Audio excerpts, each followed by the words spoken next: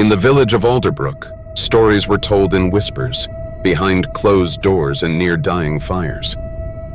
They were ancient tales that everyone knew, but no one dared to speak of openly. At the heart of these whispered fears lay the hollow forest, a place avoided by all, even in broad daylight. Its trees loomed tall and black, their skeletal branches twisting as if trying to claw their way out of the earth.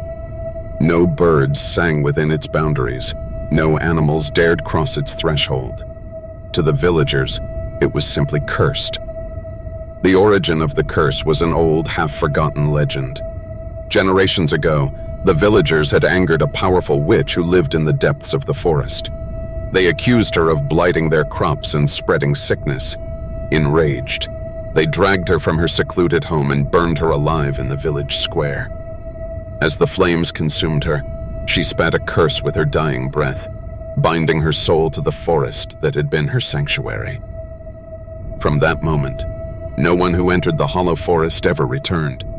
For years, the villagers adhered to a simple rule: never enter the forest. Yet the forest itself seemed to hunger for more, as travelers passing through the area began to disappear. Strangers would enter the woods, never to be seen again. Some said the forest was alive. Others claimed the witch's spirit lured people to their doom. Whatever the reason, no one went in willingly. That is, until Elias arrived. Elias was not from Alderbrook.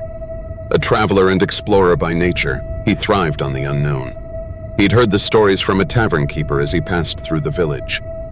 At first, they amused him. Talk of witches and curses always did.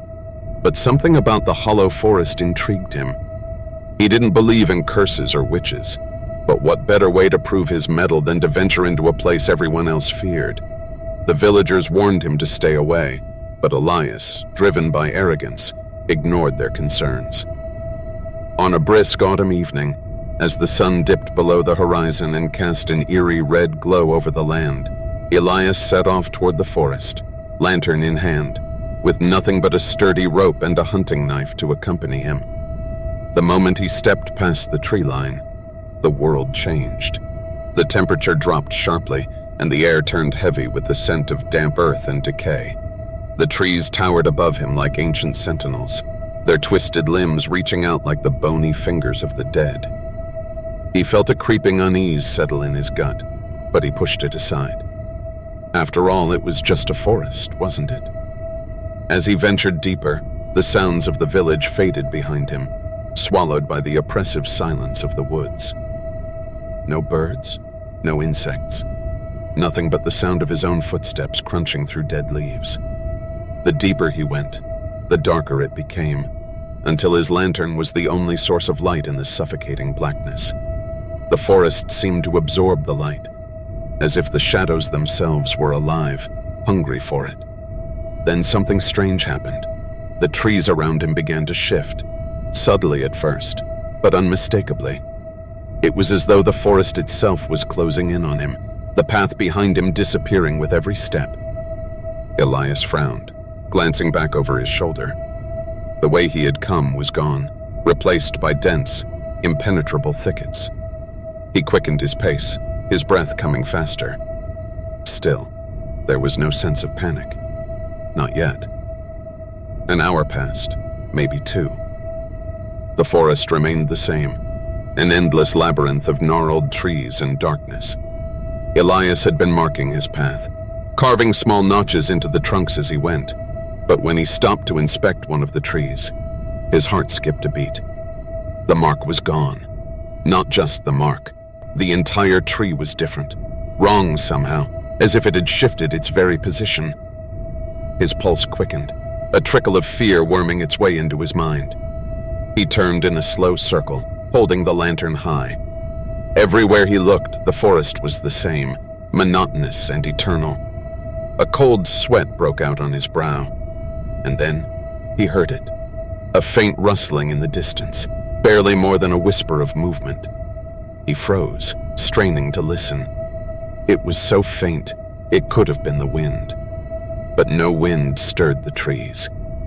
Slowly, he lowered his hand to the hilt of his knife, his senses on edge. The sound came again, this time closer, like footsteps. "Who's there?" he called, his voice sounding unnaturally loud in the stillness. Silence. The hair on the back of his neck stood on end as the rustling resumed, now moving swiftly around him, circling. Elias's grip tightened on his knife. He swung the lantern in a wide arc, casting frantic shadows across the forest floor. But there was nothing, no sign of movement, just endless gnarled trees and thickening darkness. A sudden crack echoed behind him, like the snapping of a twig underfoot. Elias spun, his heart slamming against his ribcage. In the flickering lantern light, he saw a figure, pale, skeletal, its eyes glowing faintly from within the shadows of the trees. His breath caught in his throat. The figure stood impossibly still, its limbs unnaturally long, its face obscured by a veil of darkness. Elias stumbled back, his voice caught in his throat. Before he could react, the figure vanished. One blink, and it was gone, dissolving into the blackness as if it had never been there. His pulse thundered in his ears, and for the first time, true fear gripped him. He had to get out. Without thinking, Elias turned and ran. His lantern swung wildly in his hand, casting frantic beams of light that only deepened the shadows.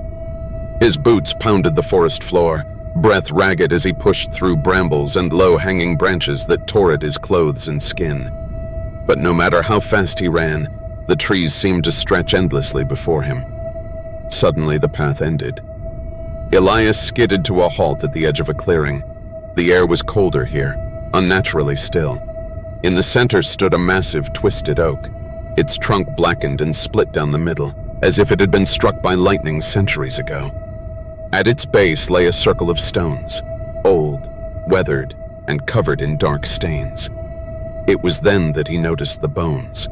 They were scattered around the stones, half buried in the dirt and underbrush, human bones, bleached white by time. Elias's blood ran cold.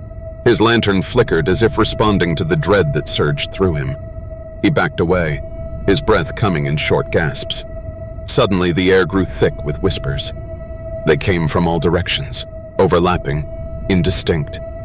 But one word was clear. "Leave." His chest tightened with terror. The voices grew louder, more insistent, swirling around him like a rising storm. "Leave." A flicker of movement caught his eye, and his heart nearly stopped. Emerging from the shadows at the edge of the clearing was the figure again. Only now, there were more. Dozens of them. Pale, gaunt figures, their eyes glowing like dim embers in the dark. They moved silently, their faces hidden by shadow, but he could feel their eyes on him, feel their cold, unnatural hunger. Elias stepped back, panic flooding his veins. His lantern flickered violently, the light struggling to stay alive. And then, she appeared. The witch. She emerged from the twisted oak itself, her form materializing from the bark as if she had been part of the tree all along. Her skin was ashen, her hair hanging in long, tangled strands. Her eyes were black pits of endless, devouring darkness. She smiled, a slow, terrible smile that chilled him to his very bones. "You were warned," she rasped, her voice like the creak of ancient wood. "Yet you came." Elias tried to move, but his legs wouldn't obey. The air seemed to thicken, pressing down on him, squeezing the breath from his lungs. He couldn't speak. He couldn't scream. The witch stepped forward, her eyes locking onto his, and in that moment, he felt it. The weight of the curse, the endless suffering bound to the forest. He wasn't the first. He wouldn't be the last. "You belong to me now." With a sudden violent gust of wind, the lantern in his hand extinguished.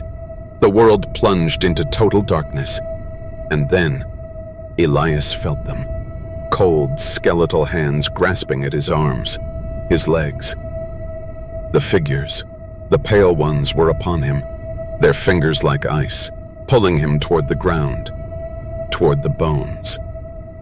The last thing Elias saw, before the earth swallowed him whole, was the witch's face, hovering above him, her eyes burning with satisfaction.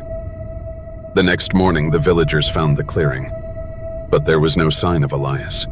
Only the ancient stones and the twisted oak stood as it had for centuries. The bones were gone, but on the bark of the tree, carved deep into the wood, was a single word: leave. And they did.